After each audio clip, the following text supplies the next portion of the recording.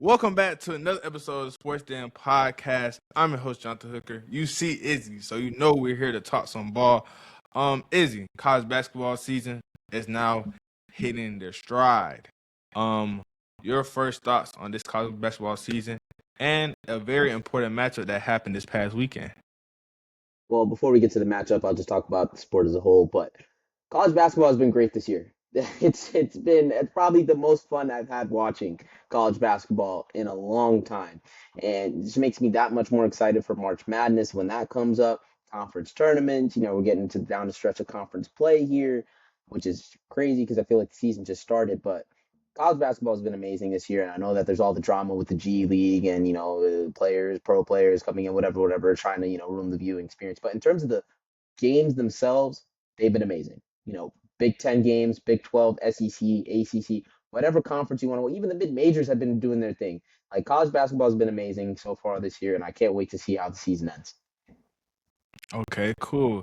I think that this college basketball season, we've seen a mix of veterans and freshmen rise to the occasion a lot of times this season.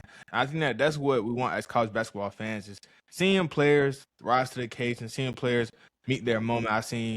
We've seen freshmen Kingston Flemings 40 against a very well coached Texas Tech team. We've seen Cam Boozer consistently double machine. Ari was like the most consistent player in college basketball.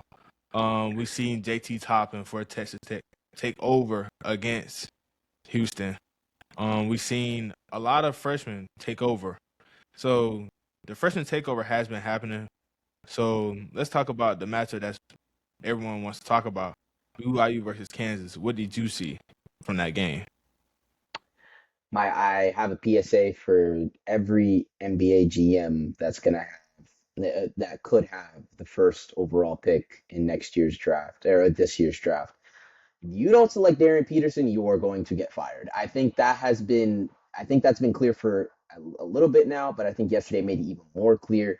I think Darren Peterson is the best player. Is going to be the best player in this draft. He's the way he can score. He can score in multiple ways. He's a three-level scorer. He's a high-level defender too. And the one thing that I really liked yesterday was he sought out that AJ matchup. He knew what was going on. He knew the timing that he wanted to get on. He guarded him.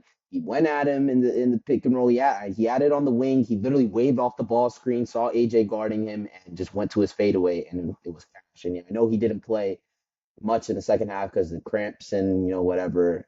But I think in the short time that he did play, I think he made it very clear that he is going to be the first overall pick in the draft, and that it shouldn't be no questions asked. Whoever gets the first overall pick needs to run that card up to Adam Silver.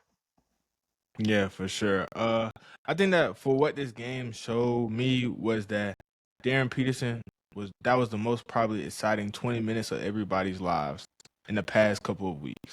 I think that Darren Peterson put on a show that everyone will talk about for the rest of the season until Big 12 tournament time. I think that for what Darren Peterson has done this season for Kansas, not only every time he plays, he gives them a, a boost of energy, but he also gives them a level of star power because when you look at this Kansas team, we look at a Trey White. We said, okay, he's a good player, but he doesn't have that star power. He doesn't have that pull. I think Darren Peterson is all of that plus more. I think that for what Bill Self knows, what he has for this team, I think that he knows that however many minutes you have with Darren Peterson, that's how many minutes you are going to play him. That's how many minutes you're going to ride out and make sure that Darren Peterson will have his impact on this game. I think that for BYU, AJ, he didn't have the best showing, but he didn't have a bad showing. He just didn't have the showing that people wanted to see from this. Yeah, especially after the couple of weeks that he had, 40-point game and all that.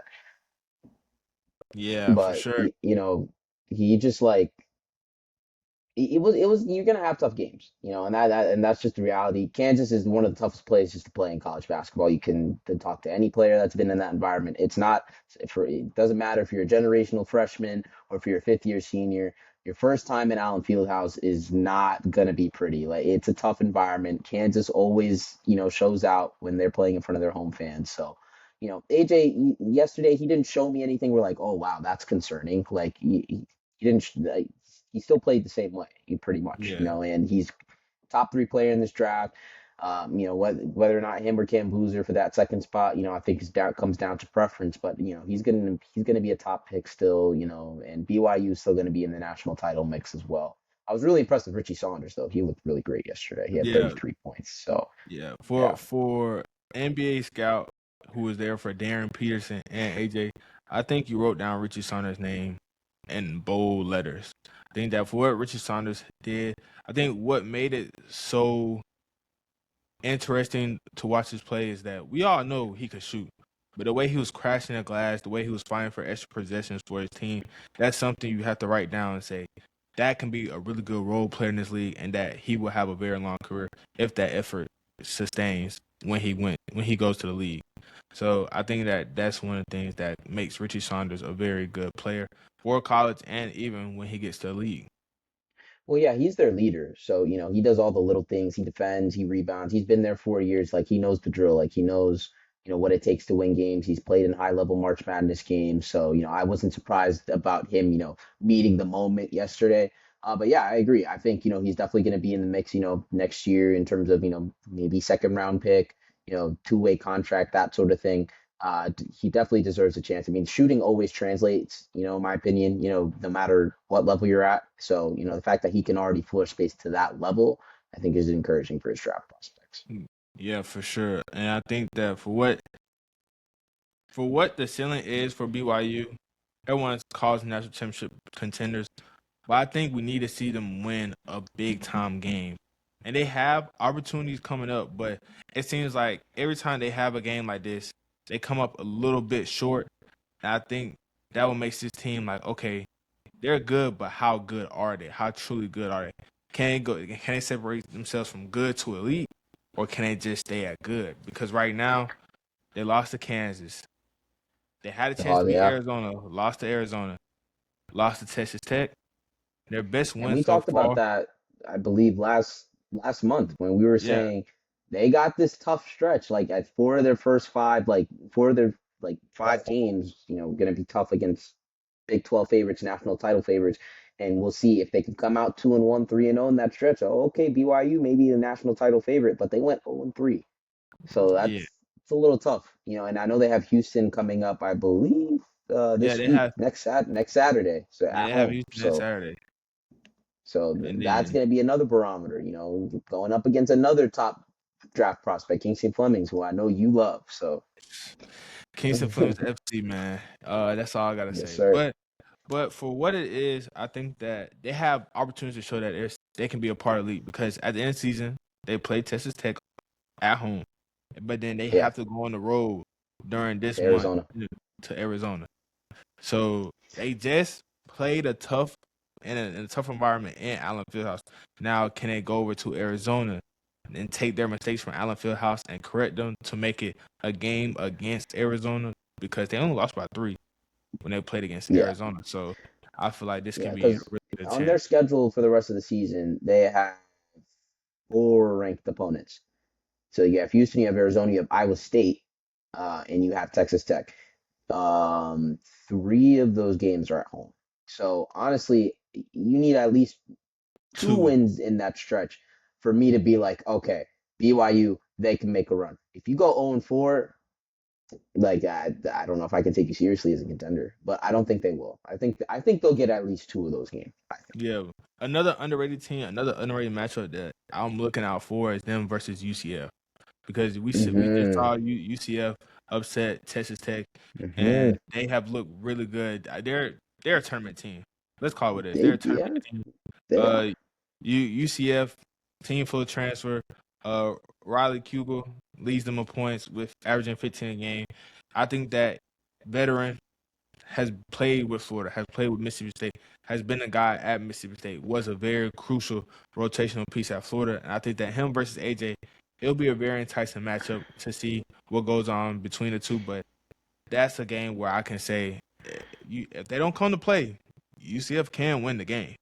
I'll say that. Yeah, and I think that just speaks to the depth of the Big 12, honestly. Like there's no walkovers, there's no easy games, no matter what. And Texas Tech, they faced that tough reality yesterday. Like that's just what it is. College basketball, any given night, any given Saturday. So, and the Knights, they just took advantage of that. And Texas Tech, that was a team we were just propping up like Yeah. 2 weeks ago, which they, I'm still, Texas Tech, still a believer in them. They got a great duo in there in Top and Christian Anderson. They just had a tough loss yesterday, and they learned a tough reality. Yeah, 100%. For what it is, but now I just looked up the score of Alabama Florida. Kyle Golden had his comments about former G League player Charles Bedico coming back to college to play for Alabama. The score is 96-71 Florida.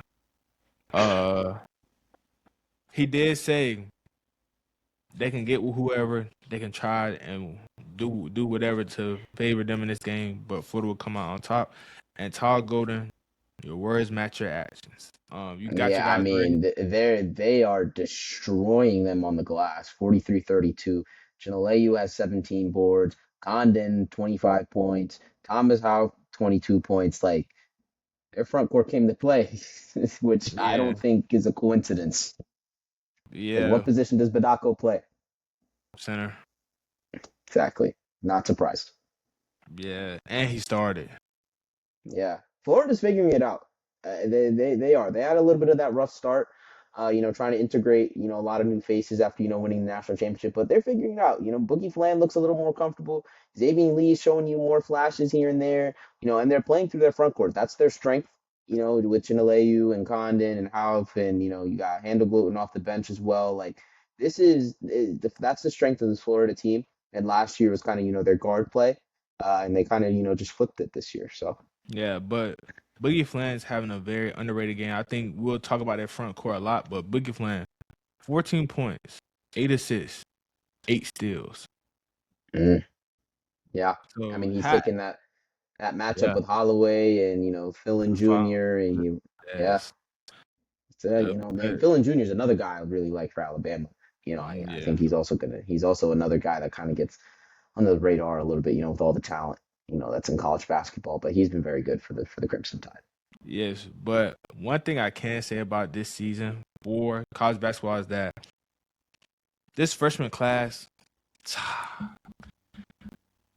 the depth of it might be Yeah, better, might be the best we've seen in the past decade.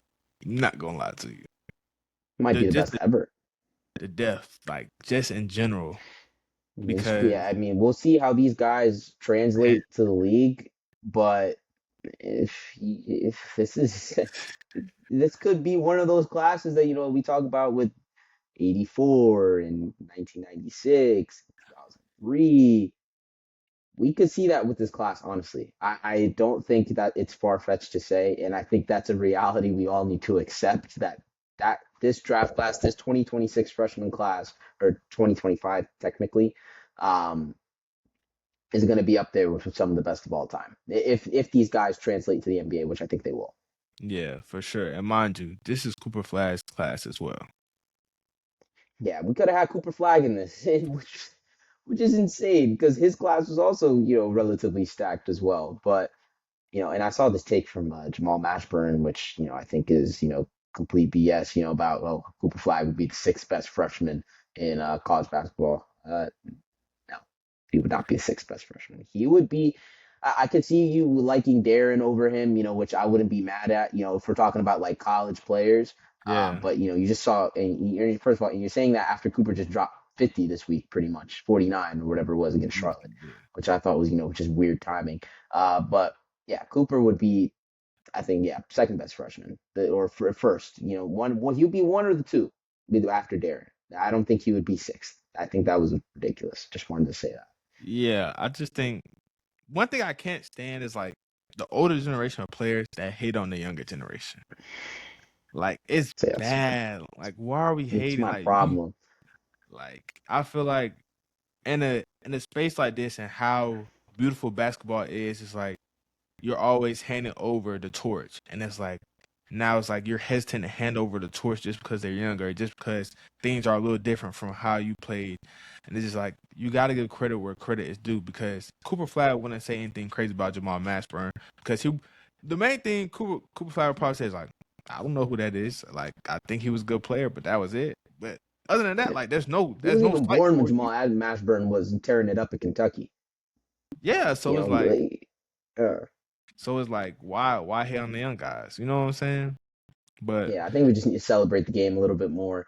You know, and I get, I mean, kind of with Jamal's comments, he's kind of propping up, I guess, the young talent that we've seen in, this year, which I yeah, understand.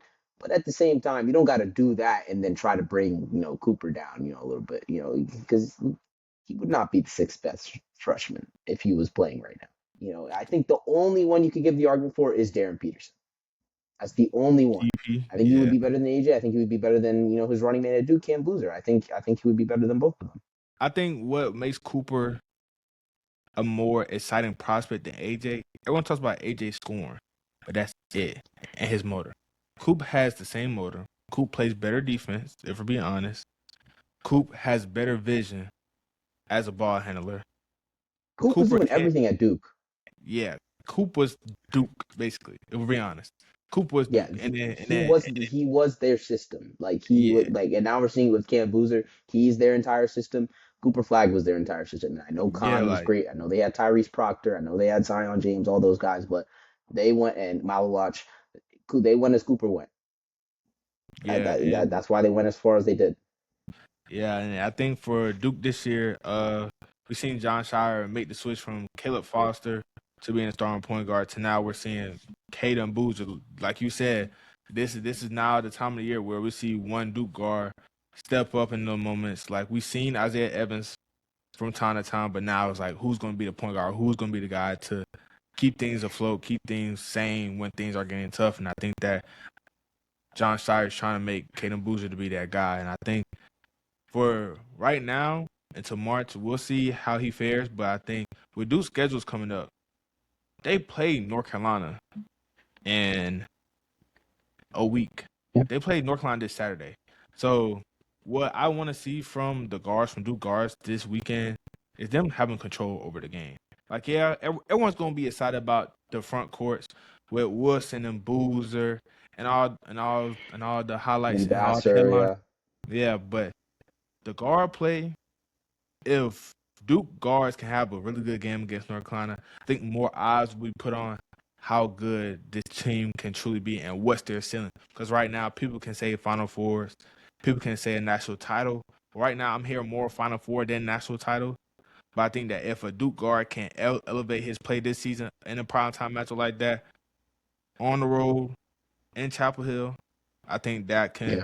that can help out Duke a lot. And another underrated game is Clemson. I think Clemson has been a very underrated team in the ACC so far. It has been successful because of their veterans. They are a veteran-led team. Their guys have been there for years. I think that this is a team, a very good tournament team. Then after Clemson, a week after, Michigan. Yeah, I mean Duke's gonna have opportunities to, show us that look, we can be an national title favorite, which they are. I mean, the only game that they've really been, tested in, well, actually they've been tested in a few games, but they came out on top against Arkansas, they came out on top against Florida, they came up on top against Michigan State.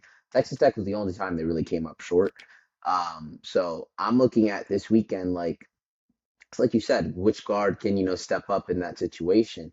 And, for Caden, he's a freshman. So, and this is going to be his first time playing in a rivalry game on the road, Chapel Hill. It's a tough environment, especially when the Tar Heels are good, which they are this year. So I'm looking at Caleb Foster. You've been here 3 years. Like I'm looking at you, bro. Like it's a road environment. Like the young cats may not have it. So you in those spots you need to lean on your veterans and like Isaiah Evans, like Caleb Foster, who played in Final Four games. Stuff like that.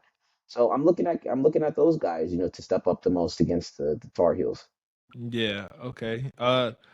We're gonna wind down to the last two segments. For you, give me three national championship contenders and give me why they can win and why not they could not win. Okay, so three. Ooh. Um, I'll go Arizona. I think Jaden Bradley and Braden Burries and Koa Pete, tough trio to go up against, honestly, especially Jaden Bradley, who I'm so happy is finally getting the chance to, be the primary ball handler this year, and he's showing out. He's going to be in the All American conversation. He's been great for them. He's been their heart and soul. Like Jaden Bradley is their everything. And I know that Arizona has a lot of talent, but they're going to go as he goes. But they just have a lot of depth, a lot of talent. I think that they're going to be in the national title mix. My next team, I'm gonna go UConn, and I feel like it's kind of weird, with UConn that they're the second ranked team in the country, and I feel like no one's talking about them as much as they should be. And I know it's because of this insane freshman class, and you got your Arizonas, you got your Dukes, you got your Michigans, who just got a big win against Sparty. Like I get that and I understand, but I feel like UConn is kind of flown under the radar just a little bit, and and I think it's because of two things. One, they don't have like that wow NBA prospect like these other guys do, like these other programs do. Like they don't have a guy that's going to go in the top 10 in the draft, if we're being honest. And second thing is they play in the Big East, which, the Big East, they're always, underrated. I feel like no one really talks about them because you got the Big 12, Big 10, ACC, SEC, like and they get all the shine. But I feel like UConn's kind of flown under the radar. They have a veteran team. I like their guards a lot. Dan Hurley is the best coach in college basketball, in my opinion. And they know how to win tough games. They defend very, very well, and that's so important when you get to March. For the last few years, the Huskies been able to hang their hat on defense. With Solo Ball, Mary Jr., all of them, like they're going to be in the mix for sure. And I wouldn't be surprised if they win another national title because of that, because they have the depth, they have the talent, they have the coach. That's really all you need in college basketball. Right. And my third team, I'll go Duke. You know, Cam Boozer. I think this Duke team, a couple of guys were there from last year. They got that sour taste in their mouths. They want redemption. And Cam's been just a force in every single game that they've played. Like I have not seen a team completely neutralize Cam Boozer yet, and it's going to be tough to do so, given his strength in the paint and all that. But and he's showing off his little handle a little bit. I've seen that improve a little, for him, especially in the open court. But like you said, it's going to come down to their guards. But most nights, unless they play Kansas or unless they play Kansas really, because I think Darren's probably the best player in college basketball right now, even though he plays limited minutes. They're gonna have the best player on the floor most nights Yeah. with Camps, and that's something that you want to be able to hang your hat on. That our best guy is better than three of your best guys, and that's what they Yeah. have in Cam. For sure. For me, gotta shout out my Blue Devils. I think like you hit on there, Cam Boozer, best player in college basketball that plays extended minutes, in my opinion. Hmm. Uh, I think that for what they have done, John Shire has been under him for over 5 years now. No, this is year three. Dang, it feels like five. It feels Yeah, it's year three. Yeah, it's year three, and it's like the expectation at Duke is natty or bust for a lot of fans and a lot of insiders that are in college basketball. They know Duke has a culture of, hey, if you don't win a natty, it's not a successful season. But I think last year that sour taste, like you said, it leaves something that you won't forget. And I think that for what it has done for this team. I think we have seen this team lock in defensively. No matter what happens, they're going to be locked in defensively. I think that Shire has been a great defensive minded coach. Also, he's understanding of his guys, not having the best games, but getting the most out of his guys during the tough times. I think that what makes him a really, really good coach. And I think that for what it is, if this was another year, Cam Boozer would be the number one pick unanimously. But with such No great doubt. talent, with such great talent of this freshman class and throughout college basketball, people are going to be like, it's just he's going to be around the 2 to 5 range. That's what everyone's saying. But I think in any other draft, it'd be like that. But for for them, I think it's come down to their guards, and I think can they find a consistent shooter outside of Isaiah Evans? I think Yeah. another floor spacer will help this team out very, very much. But I think that it has to come a time. I think the time is now. Uh, you don't want to peak too early. So I think Duke is doing a good job. Just keep stacking wins, keep stacking good days. But once it comes March and then the end of February, when it comes tournament time, we'll see guys separate themselves. We see guys coming to a new form. So I think that's what makes this team special. I think that's why they're a that's why they're a national title contender to me. Another team, Houston. Kingston Flemings. People can talk. I talk about him all the time, but what makes this team so special is that Kingston Flemings is leading this team where last year's team was full of veterans. And those veterans came back. So what does that mean? They just added star power to a already great team and a great coach. Arguably the best defensive coach in Kelvin Sampson. And I think that for what it is, I think we talk about Kingston Flemings improving, but we're also seeing the other freshmen improving, like Chris Sinnat Jr. and and then you have the veterans, Usan, JoJo Tugler, Sharp, who've been there for years. So they understand Houston basketball. And I think that for what it is, in my opinion, this is an early take. Houston is going to win a national championship. Mm. I think that Me calling it for right what now. Me better for than me. what How do I? I'm telling you, you're gonna say, okay, you're gonna break it down. Once we see the break, you're gonna break it down like who has the best path, who has the more favorable matchups. Regardless of the matchups, Houston can match up with anybody, whether they want it, whether it'll be a roll runner race, whether it be a slow methodical game. Houston has won in every type of game, and all their guys have been in every situation possible to even come out on top. It took the Yeah. heroics of Walter Clayton Jr. to beat this team, Yeah. The and he was on a whole nother run that season. So, and then they also beat Cooper Flag, Con Knueppel, Malo Watson, and all those guys that we're talking about in the league right now. The team that beat them was Houston. So I think Houston has the capabilities to make it happen. But one knock on them, I would say, I think we saw it in the Texas Tech game. Kingston Flemings was the only one going truly in that game on the offensive end.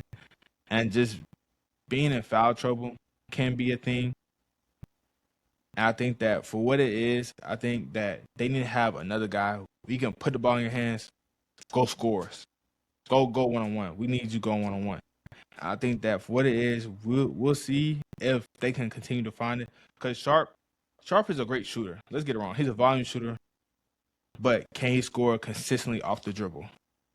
Uzan. I mean, I don't think scoring is the issue with them. I would say is their issue is their front court staying out of foul trouble. I think that's the knock on them because we saw it Yeah. against Texas Tech. Toppin got Tugler and Sinak Jr. all out of sorts, like Yeah. all out of sorts. They did not make that much of an impact on the game, and Kingston was obviously going crazy. You feed the hot hand, which I think Mm-hmm. why is we saw Sharp and Uzan kind of take a step back a little bit because they were like, hey, this guy's cooking, so might as well just give him the ball.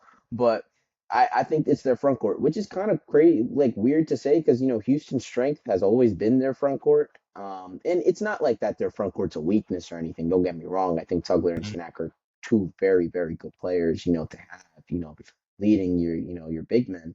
But if there's one semi issue concern that I'll have is when the one of those guys or both of them get in foul trouble, well, how are you going to adjust? Especially if you play a bigger team like an Arizona, like a Duke, like Michigan, guys teams with stout elite big men. So like that's my main concern with them. But who's your third team?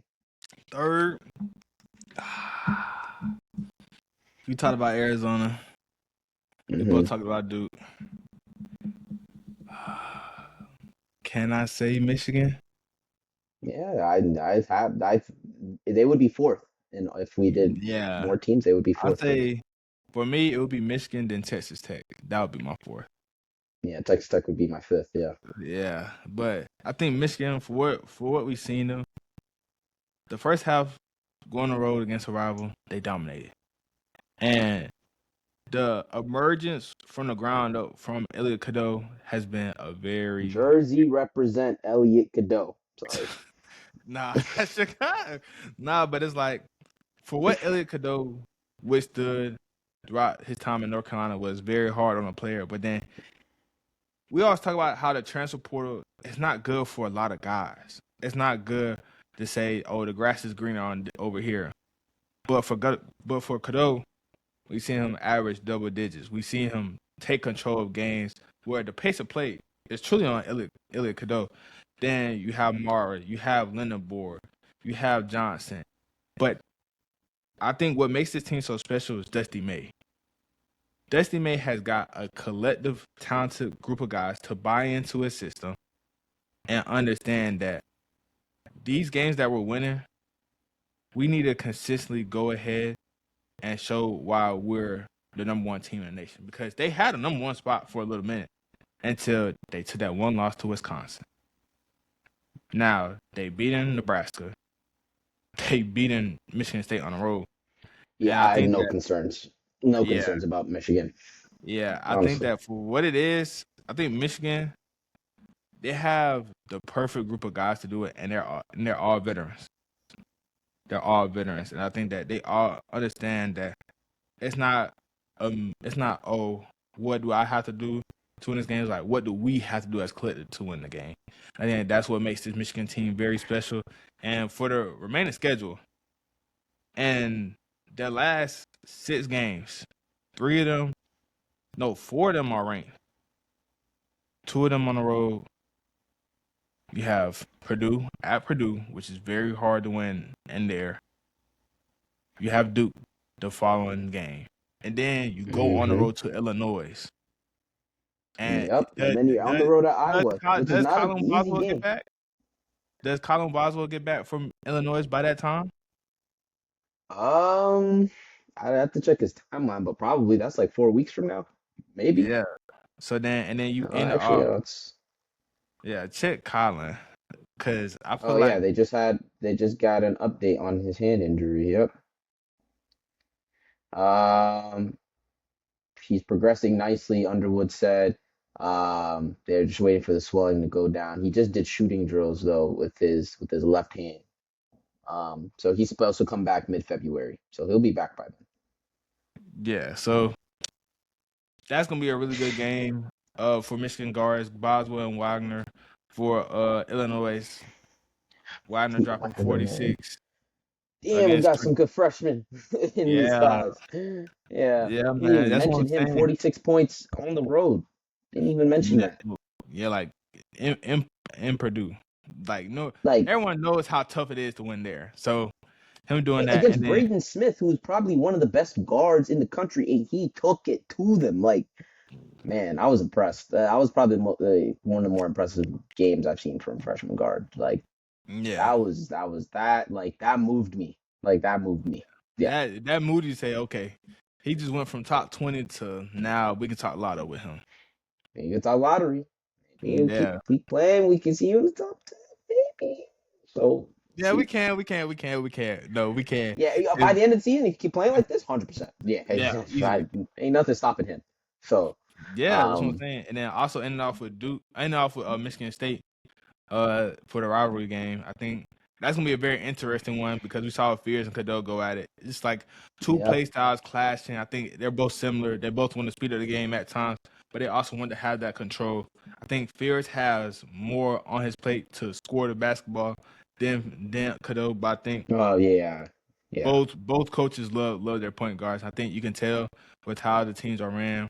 But I think Yeah, I what mean, Michigan went in there and controlled the game. Like yeah, they they did. controlled the game basically from start to finish. They Michigan controlled the game, and I was talking about it, a couple of weeks ago when they lost to Wisconsin. Can this Michigan team win games in different ways? And they've shown that. They can win. They can blitz you. With a blowout win. We saw that against Gonzaga. They can Mhm. win. A rugged, tough game. And they can go on the road and dominate. And that's what they did with Michigan State. And I expected Michigan to win, but I was impressed with how they won. They Yeah. controlled the pace of the game. They dictated everything. Cadeau was a big part in that, in my opinion. And you need to have a point guard that can dictate tempo, dictate pace, and that's what he did. Yeah, for sure. And I think that for what it is, uh, these things are what makes these teams national championship contenders for the NCAA. But lastly, for your fan clubs, your number one guy for your fan clubs. Why should your guy be drafted to certain teams, and what makes them so special? This is the last segment. Mm, why they should be drafted to To the like to that draft position that you think. okay. So like kind of like how I think Darren should be the first pick, and like I think Yes. Darren should be the first pick no matter what. I think Yeah. after that, who it did, and it doesn't matter who's picking, whether Yeah. it's Yeah. Yeah. Indiana or It does not Atlanta, matter. whoever it is, Darren Peterson, run the card up. Let's get the draft starts the second overall pick. Okay. Second overall pick, I would lean. I'll still lean AJ.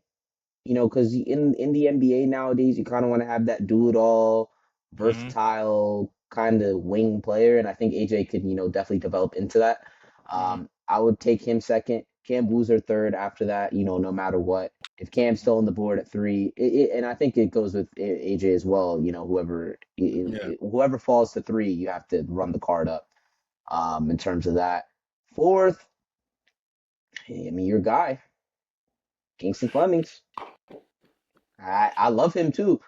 He's got the handle to translate. I know his efficiency this year has been absurd. I don't know how sustainable it is, but it's not like his efficiency will translate to some degree, because of his decision making, because of his IQ, which is a big part of efficiency in my opinion. And he has that. And my fifth guy around the top five. I mean, I know he's been hurt a lot, but Michael Brown, I think, is still, somebody Yeah. that I love. I think probably gonna be the best shooter in the draft. Like if we're talking like pure like these floor spacing. Mhm. Darren's the guy, another guy with the case, but I'll still lead Michael in that because I think the range that Michael has is insane. Um, and I know he's been out, with the back injury. He just came back this week. He's still trying to, get his footing right. But I think that he would be my fifth prospect. I still love him. Okay. So what? So like let's move outside the top five. Who's Mhm. your guy that will be drafted? Like who's the guy you're going to be advocating to? These people need to draft this guy no matter where they are positioned in the first round. There's a couple. Keaton Wagler's doing that for me. Like I get into that conversation. Nah, I'm serious. Like that 46 point, like he was playing well before that. Don't get me wrong, and I've been watching Yeah. Illinois, but that came out of nowhere. That came out of nowhere. He was scoring in a lot of different ways. He was shooting. He was getting to the basket. He was breaking out off the dribble. All kinds of stuff. I was just like, oh, I did not expect that out of him.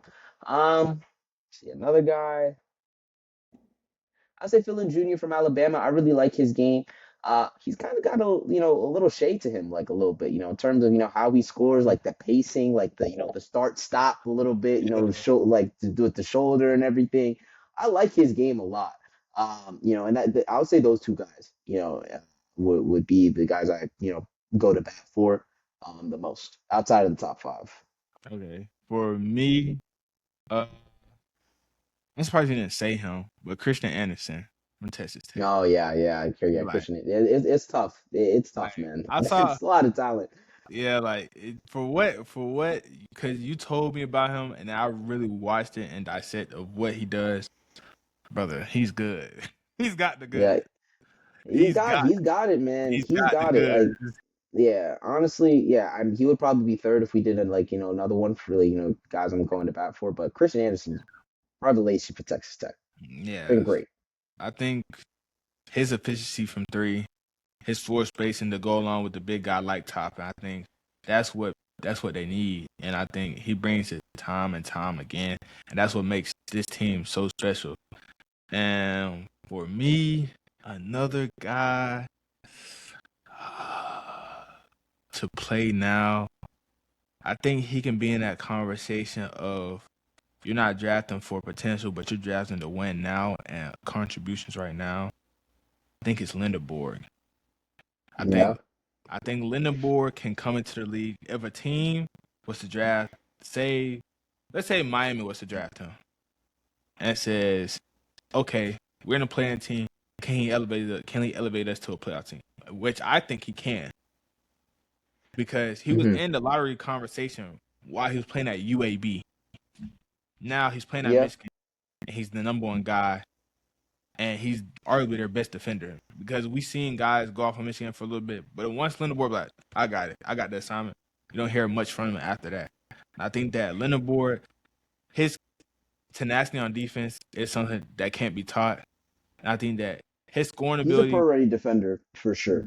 yeah, I think that for his scoring ability, we've seen it elevate much more in different ways. And Michigan than what it was at UAB because UAB they was like, here's the ball, give us 20.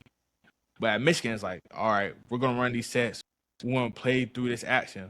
But you might not be the first option off this action, but you might be, second, third option. Let's see if you can do catch and shoot.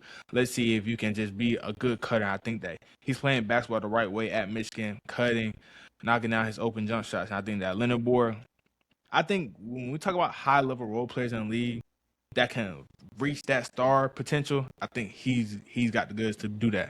So I think Yeah. that that's what Lindenborg will be for sure. So Yeah, I mean he's been everything for Michigan.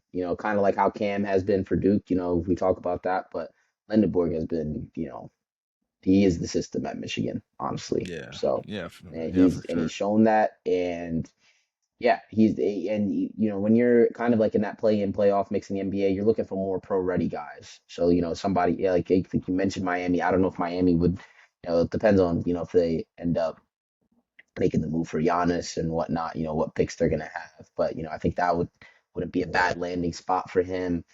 Um, a team like Washington, if they drop in the lottery, that wouldn't be a bad spot either. So something that Brooklyn as well, like, places like that. Yeah, I think another team that could be a good fit for him. Is it crazy to say Dallas? If they Mm, if they're sellers at the trade deadline, I think we could see Dallas, could see Dallas if they also drop in the lottery. Um, that wouldn't be a mm, bad spot for him. Phoenix. Nah, they have too many big men. Mark Williams has been great for them, and they'll kind of. I think Malawachis will be in that rotation next year as well. Portland. Got Klingon, Lendeborg, yeah, wouldn't be bad in Portland. No, that would not be bad. Memphis Oh, I'll wouldn't take be. anybody. I'll take anybody for this class. I'll take a lot of guys, man. Another, I don't know. Well, they're going to be in the playoff mix. So I don't know if Lendeborg will fall this far, but I think Boston would be a good spot for him. Don't give Boston no more good people, bro. Stop saying Yeah, that. the rich get richer. I know, but like he's talking about good spots. I think Lendeborg would be real good. Bro, we know that. If we were saying that, I would have said Detroit. Nah, they got Duran and beef stew. Don't forget about that. That's if he's not suspended every other game. All the technicals. Yeah. Come on, bro. Nah. Detroit's good off that. Okay, bet. But Well, yeah, that's it for this episode. Don't forget to like, comment, subscribe. Izzy subs that will be in the description below. And we'll see you guys on the next one. Peace.